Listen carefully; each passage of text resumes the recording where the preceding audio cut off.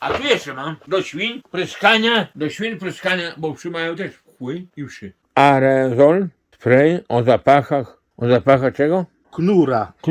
Knura. A weź pryśnij tu, czy to pachnie? O je, Ja tutaj powącham. Weź tutaj pryśnij raz. to masz.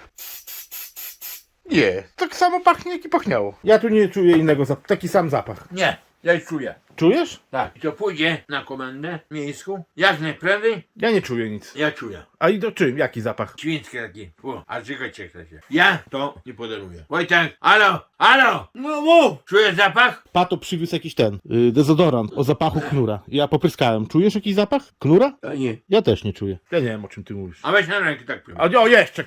Weź jak o tu ciek. No.